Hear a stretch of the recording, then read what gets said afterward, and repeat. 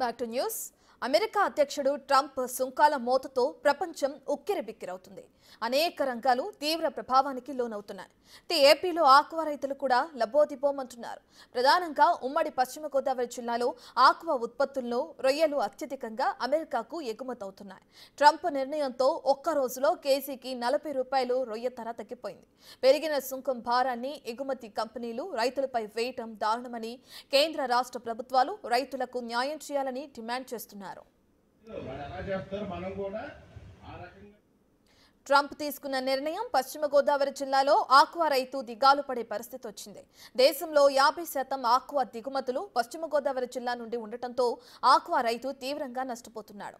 Aqua రైతును ఆదుకోవాలని ప్రభుత్వానికి ఎన్నిసార్లు మొరపెట్టుకున్నా పట్టించుకోలేదంటూ పాలకొల్లు రైతులు విమర్శిస్తున్నారు. తాజా పరిస్థితులపై తమ ఆవేదన వ్యక్తం చేస్తున్నారు. అమెరికా అధ్యక్షుడు ట్రంప్ నిర్ణయంతో ఇక్కడ పశ్చిమ గోదావరి జిల్లాలో ఆక్వా రైతు కుదేలైపోయే పరిస్థితి వచ్చింది. ప్రస్తుతం మనం పాలకొల్లోనే ఒక రొయ్యల చెరువు దగ్గర ఉన్నాం. ఈ రొయ్యల చెరువుకి సంబంధించి అసలు రైతు రొయ్యల చెరువు పెట్టుబడి ఏ విధంగా పెడతాడు, అతను ఏ విధంగా ఈ ప్రభుత్వ నిర్ణయాలతో ఎక్కడో అమెరికాలో ఒక డెసిషన్ తీసుకుంటే ఇక్కడ పాలకొల్లులో పశ్చిమ గోదావరి జిల్లాలో ఉన్న రైతులంతా కూడా కంగారు పడిపోయే పరిస్థితి వచ్చింది. ఈ పరిస్థితి ఎందుకు వచ్చింది సార్? ఏంటి అసలు ఎక్కడో ఒక డెసిషన్కి ఇక్కడ పాలకొల్లులో ఉన్న మీకు లేకపోతే ఇక్కడ పశ్చిమ గోదావరి జిల్లాలో ఉన్న రైతులకి ఏంటి సంబంధం, ఏంటి కనెక్షన్ ఏంటి అసలు? ఏంటి సంబంధం అంటే ఇప్పుడు మేము వర్షాకాలం ఒక రకంగా ఉంటుందండి క్రాపు, ఎండాకాలం ఒకలా ఉంటుందండి క్రాపు.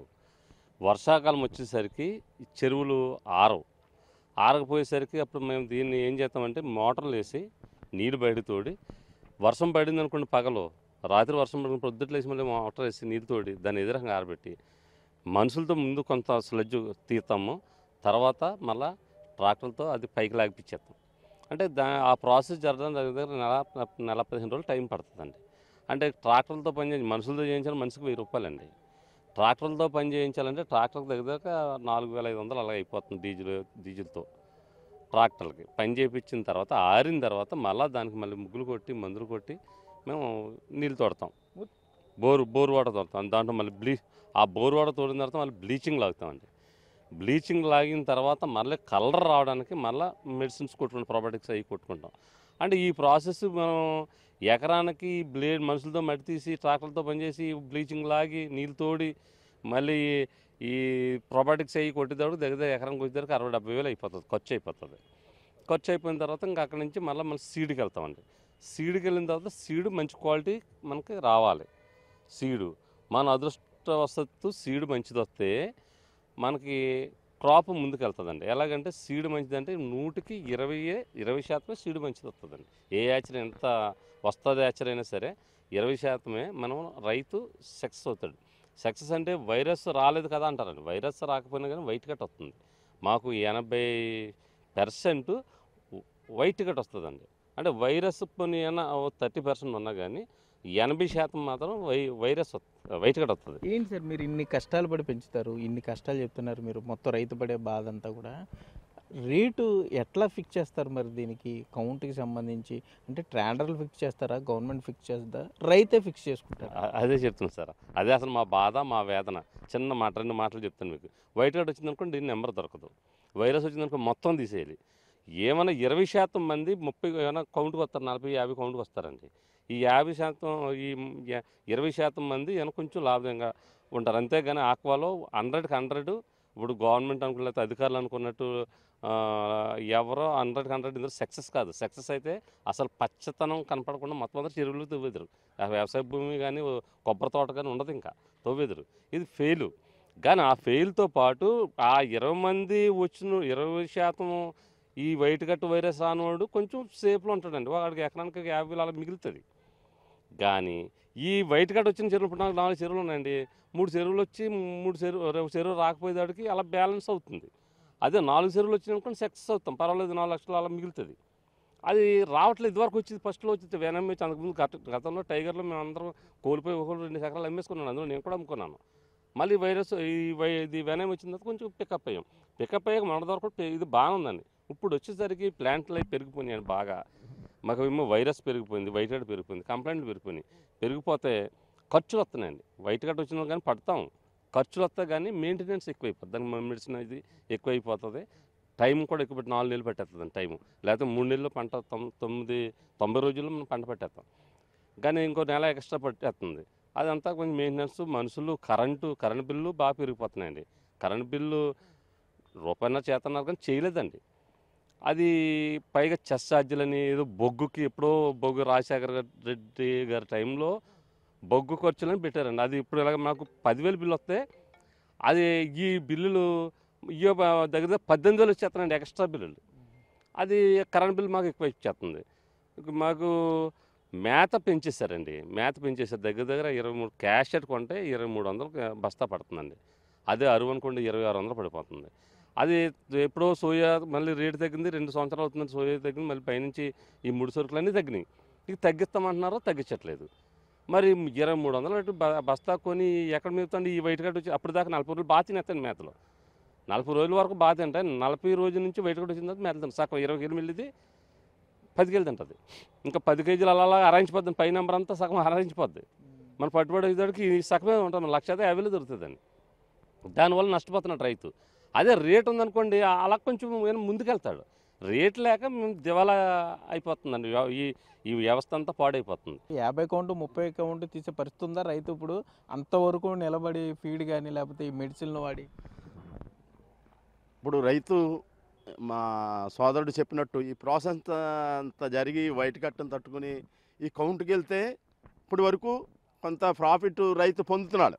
కానీ ఇప్పుడున్న పరిస్థితిలో ఇప్పుడు ఈ 20%, 26% అమెరికా సుంకం విధించిన పరిస్థితుల్లో రేట్లు 90 రూపాయల నుంచి 50 రూపాయల వరకు రేట్లు తగ్గించేయటంలో ఇంకా రైతుకు మిగిలేదేమీ లేదు. ఇంకా రైతులు మిగిలినప్పుడు ఈ చెరువులు చేయటం ఎందుకు? ఇప్పుడు రైతు కాస్ట్ ఆఫ్ మేనేజ్మెంట్ పెరిగిపోయినప్పుడు 250 రూపాయలు 100 కౌంట్కి రైతుకి ఖర్చు అవుతుంది. ఆ 200 ఒక 80 కౌంట్ వెళ్ళేటప్పటికి 300 వస్తుంది. అలాగే 50 కౌంట్కి వెళ్ళేటప్పటికి మొన్నటిదాకా 365, 400 దాకా వచ్చి 365 దాకా మనం వచ్చింది. కానీ అదే కౌంట్ ఇవాళ 300 వస్తుంది. పెట్టిన పెట్టుబడికి రానప్పుడు మేము ఇంకా ఈ కల్చర్ చేయటం. అందుకే మా సంఘం, మా రైతులందరూ కాఫ్ హాలిడే అని ప్రకటించడానికి మెయిన్ కారణం అది. అంచేత రేటుని నిర్ణయించేది ఎవరు నిర్ణయిస్తున్నారో? రైతు పండిస్తున్నాడు, నిర్ణయించేది ప్రాసెసింగ్ ప్లాంట్స్. వీళ్ళు సిండికేట్గా ఏర్పడి ఈ కౌంట్ని మనం ఎంతకే కొందాం అని డిసైడ్ అయ్యి అందరూ అదే రేటు చెప్తున్నారు. నీకు ఇష్టం ఉంటే పట్టు, లేదా లేదు, నీకు బండి పెట్టమంటున్నారు. అతి దారుణమైన పరిస్థితుల్లో ఇలా ఆక్వా రైతు ఉన్నాడు. అందుచేతే ఈ క్రాఫ్ట్ హాలిడే మా జయభారత్ క్షీరారామంగా ఆక్వా రైతు సంఘం గుట్టుముక్కల గాంధీ భవన్ నాయకత్వంలో మేము క్రాప్ హాలిడే నిర్ణయం తీసుకోవడం జరిగింది. అందుచేత ప్రభుత్వం దిగొచ్చి వీళ్ళందరినీ కంట్రోల్ చేసి మాకు ఏమైనా గిట్టుబాటు రేట్లు ఇస్తే మేము మళ్ళీ కల్చర్ చేయగలుగుతాం, లేకపోతే కల్చర్ చేయలేని పరిస్థితి మాకు ఇవాళ ఉంది. ఓకే, మొత్తమే చూసుకుంటే రైతులు కూడా పూర్తిగా ఇబ్బంది పడిపోయే పరిస్థితికి వచ్చింది అంటున్నారు. ఇక్కడ మీరు చూస్తున్న ఈ రొయ్యల చెరువుకి సంబంధించి అంటే ఒకవేళ ప్లాంట్ ముందుకు రాకపోతే ఆ చెరువులో ఉన్న రొయ్యలన్నిటికీ కూడా మరలా మేతకి సంబంధించి కానీ లేకపోతే మెడికల్ అదనపు భారం పడుతుంది. సో ప్లాంట్ వాళ్ళందరూ ఒక సిండికేట్గా మారి వారంతా కూడా రొయ్య ధరను నిర్ణయిస్తున్నారు. దాని మీద రైతు జీవితం కూడా ఆధారపడి ఉంటుంది. కొన్ని లక్షలాది రూపాయలు ఖర్చు పెట్టిన తర్వాత, అప్పులు చేసి చెరువు మీద పెట్టుబడి పెట్టిన తర్వాత సరైన సమయానికి దానికి పట్టుబడి రాకపోతే, ధర రాకపోతే మరలా రైతు అప్పుల్లోకి వెళ్ళిపోయే పరిస్థితి ఉంటుంది. ఇప్పటికన్నా ప్రభుత్వం స్పందించాలి, ప్రభుత్వమే రొయ్యకు మద్దతు ధర ప్రకటించాలి, ప్లాంట్లకి సంబంధించి పూర్తి పర్యవేక్షణ ఉండాలని కూడా ఇక్కడ ఆక్వా రైతులు డిమాండ్ చేసే పరిస్థితులు అయితే ఉన్నాయి. కెమెరామెన్ భాగీరథ్తో సాగర్, బిగ్ టీవీ, పాలకొల్లు నుండి. ఆక్వా రైతుకు మద్దతు ధర కల్పించడంలో ప్రభుత్వం మేనిమేషాలు ఎందుకు లెక్కిస్తుందంటూ ఆగ్రహం వ్యక్తం చేస్తున్నారు. రొయ్యల ధర పతనం అవ్వటంలో రొయ్యల ట్రీట్మెంట్ ప్లాంట్లు ప్రధాన పాత్ర పోషిస్తున్నాయంటూ రైతులు ఆరోపిస్తున్నారు. ట్రీట్మెంట్ ప్లాంట్లో సిండికేట్ అయ్యి రైతుకు మద్దతు ధర ఇవ్వకుండా అడ్డుపడుతున్నాయి అంటున్నారు. ఇక రొయ్యకు మద్దతుగా ఉన్న దాన్ని ఇవ్వకుండా సిండికేట్గా మారిన ట్రీట్మెంట్ వాళ్లు అనుకున్న రేటుకే రొయ్యను కొంటామంటూ మధ్యవర్తులకు చెప్పడంతో రైతు అటు చెరువులో రొయ్యలను ఉంచుకోలేక, ఇటు ధర లేక అమ్ముకో తీవ్ర ఇబ్బందులు పడుతున్నాడు. దీంతో కొంతమంది రైతులు పాలకొల్లు కేంద్రంగా జై భారత్ క్షీరరామ ఆక్వా రైతు సంఘాన్ని ఏర్పాటు చేసి ప్రభుత్వానికి తమ గోడు వినిపించారు. రొయ్య రైతుకు మద్దతు ధర కల్పించకపోతే క్రాప్ హాలిడేకు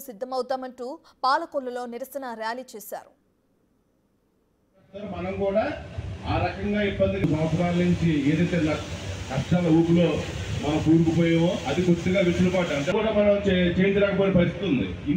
జూలై, ఆగస్టు, సెప్టెంబర్ వరకు 3 నెలలు క్రాప్ హాలిడే ప్రకటిస్తున్నట్లు ఆక్వా రైతు సంఘం నేతలు కార్యాచరణ ప్రకటించారు. ఆక్వా ఉత్పత్తులపై అమెరికా విధించిన పన్నులను సాకుగా చూపిస్తూ ప్రాసెసింగ్ యూనిట్లు రొయ్య రైతులను నిలువున దగా చేస్తున్నాయని మండిపడ్డారు. ధరలు తగ్గించే అధికారం ప్రాసెసింగ్ యూనిట్లకు ఎవరిచ్చారని నిలదీశారు. వరికి మద్దతు ధర నిర్ణయించినట్లుగానే ఆక్వాకు కూడా ధర నిర్ణయించాలని డిమాండ్ చేశారు. కేంద్ర ప్రభుత్వం ద్వారా ఈ వెసులుబాటు ఉందో కేంద్ర ప్రభుత్వానికి నాశనం చేస్తున్నారో వాళ్ళకి వ్యతిరేకంగా ఈ ఆలి కార్యక్రమం చేపట్టడం జరిగింది. అలాగే సీఎం చంద్రబాబు కేంద్ర ప్రభుత్వ పెద్దలతో మాట్లాడి ఆక్వా రైతుల సమస్యను పరిష్కరించాలని డిమాండ్ చేశారు. ఆక్వా రైతులంతా కలిసికట్టుగా సమస్యను పరిష్కరించుకోవాలని జై భారత్ క్షీరారామ ఆక్వా రైతు సంఘం అధ్యక్షుడు గొట్టుముక్కల కాంతి భగవాన్ రాజు పిలుపునిచ్చారు. ఆక్వా రైతులు ఉమ్మడి పశ్చిమ గోదావరి జిల్లా వ్యాప్తంగా కథం దొక్కుతున్నారు. ప్రస్తుతం మనం పాలకొల్లో ఉన్నాం. పాలకొల్లో చూస్తే ఇక్కడ జై భారత్ క్షీరరామ ఆక్వా రైతు సంఘం తరపున క్రాప్ హాలిడేకి ప్రకటించారు. ఎందుకంటే అకస్మాత్తుగా పడిపోయినటువంటి రొయ్యి ధర 40 నుండి 50 రూపాయలు వ్యత్యాసం రావడం, రైతు పూర్తిగా దిగాలు పడిపోయి రైతు దెబ్బతినే పరిస్థితులు రావడంతో ఈ జై భారత్ క్షీరరామ ఆక్వా సంఘం రైతు సంఘం తరపున సుమారుగా 3 నియోజకవర్గాల్లో రొయ్యికి సంబంధించి క్రాప్ హాలిడే ప్రకటిస్తున్నట్లుగా ప్రకటించారు. మనతో అధ్యక్షులు ఉన్నారు గొట్టుముక్కల గాంధీ భగవాన్ రాజు గారు. సరే, ఏంటి అసలు ఎందుకు ఈ క్రాప్ హాలిడే నిర్ణయం తీసుకున్నారు? రైతు ఏ విధంగా నష్టపోతున్నాడు? గత కొన్ని సంవత్సరాలుగా ఏదైతే మనం ఆక్వా మీద ఆధారపడి ఉన్నామో అనేక ఒడిదుడుకులు ఎదుర్కొని ఈరోజు మరి ముఖ్యంగా ఏదైతే ఈ అమెరికా సుంకం పేరుతో మరి సడన్గా మరుసటి రోజే సరుకులు కొనం అసలు అని చెప్పి కొన్ని ప్లాంట్లు, లేకపోతే ఇష్టం వచ్చినట్టు 50 నుంచి 100 రూపాయలు రేటు కేజీకి తగ్గించేసి మరి మేము కొంటాం అని చెప్పి ఎప్పుడైతే చేసారో ఈ ప్రాసెసింగ్ ప్లాంట్ వారు, వెంటనే రైతుల్లో ఒక ఆందోళన. అసలు ఇప్పుడు వరకు ఉన్న కల్చరు మనం రోడ్డు మీద పోసుకోవాలా, అసలు కల్చర్ భవిష్యత్తులో చెయ్యాలని 4-5 రోజులకు విపరీతమైన ఆందోళనతో మరి రైతులందరూ రోడ్డు ఎక్కితే మేము వెంటనే ఏదైతే మా ఈ 3 నియోజకవర్గాల పరిధిలో మరి సుమారు 50,000 నుంచి 60,000 ఎకరం కల్చర్ సాగులో ఉంది. మరి ఇటువంటి పరిస్థితులు పాలకొల్లు, నరసాపురం, ఆచంట 3 నియోజకవర్గాలు కలిపి మరి వెంటనే ఇక్కడ ఒక సంఘం, ఈ సంఘానికి మరి 5,000 మంది దాకా సభ్యులు, ఈ సంఘం వెంటనే స్పందించి నిన్న ఒక మహాసభ ఏర్పాటు చేయడం జరిగింది. దాంట్లో రైతులు ఏదైతే కష్టాలు పడుతున్నారో ఈరోజు ఆ కష్టాలు అందరూ కూడా మరి విధిగా చెప్పడం, ఏదైతే 250 రూపాయలు ఉండవలసిన రేటు మరి ఒక 10 రూపాయలు అటు ఇటు తగ్గించి మొన్నటిదాకా కొన్నారు. దీని కారణం చేత 55 రూపాయలు తగ్గించి, అదే మొన్నటిదాకా 30 కౌంటు 470 రూపాయలు కొన్నారు, సడన్గా 380 రూపాయలు, అంటే 90 రూపాయలు తగ్గించి. అంటే అసలు అతను విధించిన సుంకానికి ఇక్కడ వీళ్ళు చెప్పి రేట్లకు కూడా సంబంధం లేకుండా ఒక సిండికేట్ వ్యవస్థగా తయారయ్యి చేశారు. మేము కూడా ప్రభుత్వం దృష్టికి తీసుకొచ్చాం. కానీ ఇప్పుడున్న పరిస్థితుల్లో ఇలాగే భవిష్యత్తులో కనుక ఇలా ఉంటే కనుక ఈ ఫీడ్ రేట్లు ముడి సరుకులు 50% తగ్గినా సరే, గతంలో ఇదే ముడి సరుకులు పెరిగినాయని చెప్పి కేజీకి 60 రూపాయలు పెంచారు. కనీసం ఇప్పుడు ముడి సరుకులు తగ్గితే ఒక 25 రూపాయలన్నా తగ్గించవలసింది పోయి ఒక కేజీ రూపాయి కూడా సంవత్సరం నుంచి మేము ఇప్పుడు 5 మీటింగులు జరిపాం, ఒక 2K ర్యాలీ జరిపాం. ప్రతిసారి ఏదైనా ఇబ్బంది వచ్చినప్పుడు మేము ఈ సంఘం తరఫున పోరాడుతూనే ఉన్నాం. కానీ ఎక్కడ ఒక కేజీకి రూపాయి తగ్గించకుండా ఫీడ్ రేట్ అంటే వాళ్ళు ఇంత ముడి సరుకులు తగ్గినా సరే ఒక కేజీ రూపాయి తగ్గించరు. ఈ సుంకం పేరుతో మర్నాడే 150 రూపాయలు తగ్గించేసి, అంటే ఇది ఒక మాఫియా సిండికేట్ వ్యవస్థగా తయారైంది. ఇలా ఉంటే భవిష్యత్తులో మనం ఆత్మహత్యలు చేసుకోవాలి, ఈ కల్చర్ చేయలేమని చెప్పి రైతులందరూ గొగ్గోలు పెడితే మేము వెంటనే సరే ఏం చేద్దామని అడిగితే ఒక 3 నెలల్లో మనం కూడా ఒక క్రాప్ హాలిడే ఇచ్చి మరి వేసి చూస్తేనే కానీ మేము కల్చర్ చేయలేమని చెప్పి రైతులు కోరి మేరకు ఈ మనం ఏదో అంటే ఏంటి సార్, ఇప్పుడు ఈ 60,000 ఎకరాల్లో మీరు చెప్పిన 60,000 ఎకరాల్లో ఎన్ని టన్నుల రొయ్య అక్కడ ఇదవుతుంది, పండుతుంది? ఒకవేళ క్రాప్ హాలిడే ప్రకటిస్తే ఏ మేర నష్టం వచ్చే అవకాశం ఉంటుంది ట్రేడర్లకి? మన దేశంలోనే ఆంధ్ర రాష్ట్రం ఆక్వా రంగంలో ఉంది. అటువంటిది ఈ ఆంధ్ర రాష్ట్రంలో మా వెస్ట్ గోదావరి జిల్లా అత్యధికంగా మళ్ళీ మేజర్ కల్చర్ ఉన్నాం. ఇక్కడ సప్లై చేసేది అయితే ఒక 50% ఇండస్ట్రీకి లాస్ వస్తుంది, అది ఫీడ్ పరంగా కానీ మెటీరియల్ పరంగా కానీ. అంటే ఇక్కడ అడ్వాంటేజ్ ఏంటంటే ఇక్కడ మనకి స్వీట్ వాటర్ మిక్సింగ్ అవటం వల్ల ఎక్కువ కల్చర్ అవకాశం ఉంటుంది. ఇటువంటి ఏరియాలో ఇవాళ కనీసం అంటే రైతు కోలుకోలేని పరిస్థితులకు వెళ్ళిపోయాడు. అంచేత మనం కనుక ఆ 3 నెలల్లో అంటే జూలై, ఆగస్ట్, సెప్టెంబర్ అని అనుకున్నాం. ఆ 3 నెలలు కనుక వెసులుబాటు ఇస్తే ఒక రకంగా మన చెరువులు కూడా మనకి డ్రై అయ్యి చెరువులు బాగుపడతాయి. అలాగే ఎప్పుడైతే కల్చర్ తగ్గి ఈ డిమాండ్ అండ్ సప్లై ఎప్పుడైతే వస్తుందో కనీసం అప్పుడైనా మినిమం రేటుకి అవకాశం ఉంటుంది. ఒక రకంగా మనం ఈ 3 నియోజకవర్గాల్లో రైతులన్నా మనం త్యాగం చేస్తే మిగతా రైతులందరూ కలిసి వస్తారు. ఎప్పుడైతే మేము క్రాప్ హాలిడే ప్రకటించామో ఇవాళ ఈస్ట్ గోదావరి నుంచి, మన గణపవరం మండలం నుంచి, ఆకువీడి నుంచి అందరూ కూడా రైతులు ఫోన్లు చేస్తున్నారు. మేము కూడా మీకు సంఘీభావం తెలిసి మేము కూడా క్రాప్ హాలిడే ఇస్తామని చెప్పేసి ఇప్పుడే తెలియజేశారు. అందుకే ఇప్పుడు మీటింగ్ కూడా ఏర్పాటు చేసుకున్నాం. అంటే ఇది ఎవరి మీద ఒత్తిడి తెద్దాం, ప్రభుత్వాన్ని బెదిరిందాం, లేకపోతే ఎవరినో చేద్దామని కాదు, మా మనుగడ కోసం, రైతుల భవిష్యత్తు కోసం. ఎందుకంటే ఇవాళ ఈ ఆక్వా మీద అన్ని ఆధారపడి ఉన్నాయి. ఒక రియల్ ఎస్టేట్ వ్యాపారం జరగాలన్నా దీని మీద వేలాల మంది కార్మికులు బతుకుతున్నారు. ఎన్నో ఫ్యామిలీస్ దీని మీద ఆధారపడి ఉన్నాయి. ఇటువంటి ఇండస్ట్రీ కనుక అసలు పూర్తిగా కోలుకోకపోతే అన్ని రకాలుగా దెబ్బతింటాం. కాబట్టి దీన్ని నిలబెట్టుకోవడం కోసం మా వంతు ప్రయత్నంగా కనీసం ఈ హాలిడే ప్రకటిస్తే కనీసం వెసులుబాటు వస్తుంది. దానివల్ల ఈ రేట్లు నిలబడతాయని ఒక సదుద్దేశంతో నిర్ణయం తీసుకున్నాం తప్ప వేరే ఉద్దేశం కాదు. ఇటు పాలకొల్లు, నరసాపురం, ఆచంట నియోజకవర్గాలతో పాటుగా ఇప్పటికే ఇటు కోనసీమ, కృష్ణా జిల్లా నుండి కూడా ఆక్వా రైతులు ఫోన్ చేస్తున్నారు, తమ సంఘానికి మద్దతు తెలుపుతున్నారు. ఇదే పరిస్థితి కొనసాగితే రొయ్యకి సంబంధించి ఎక్స్పోర్ట్ పూర్తిగా కుదేలైపోయే పరిస్థితి ఉంది. ప్లాంట్ యజమానులు రొయ్యకు ధర నిర్ణయిస్తున్నారు. ఇది పూర్తిగా తగ్గిపోవాలి, ప్రభుత్వమే రొయ్యకు కనీస మద్దతు ధర ప్రకటించాలంటూ కూడా తమ రైతు సంఘం తరఫున డిమాండ్ చేస్తున్నట్లుగా కూడా ఇక్కడ రైతులు చెప్పే పరిస్థితులు ఉన్నాయి. కెమెరామెన్ భాగ్యరాజ్తో సాగర్, బిగ్ టీవీ, పాలకొల్లు నుండి. ఏపీ నుంచే 80% ఆక్వా పంట వస్తుందని, ప్రభుత్వం ఎవరెవరినో సంప్రదిస్తే కుదరదని రైతు సంఘాలతోనే చర్చించి ప్రాసెసింగ్ యూనిట్లు, ఫీడ్ కంపెనీలపై ఫీడ్బ్యాక్ తీసుకోవాలని స్పష్టం చేశారు. అన్యాయంగా ధరలు తగ్గించిన ప్రాసెసింగ్ కంపెనీల ముందు ధర్నాలు చేయాలని, వారికి ఎట్టి పరిస్థితుల్లోనూ సరుకు అమ్మకూడదని ఆక్వా రైతు సంఘం నాయకులు పిలుపునిచ్చారు. ఆక్వా మాఫియా తీరుతో ఏడాదిగా విసిగెత్తుకుపోయామని, త్వరలోనే రాష్ట్ర వ్యాప్తంగా ఆక్వా రైతులు రోడ్డుపైకెక్కుతామని హెచ్చరించారు. ముసుగులో, మాఫియా ముసుగులో ఏదైతే ఆహారం చేస్తున్నారో వాళ్ళందరినీ కూడా ప్రభుత్వం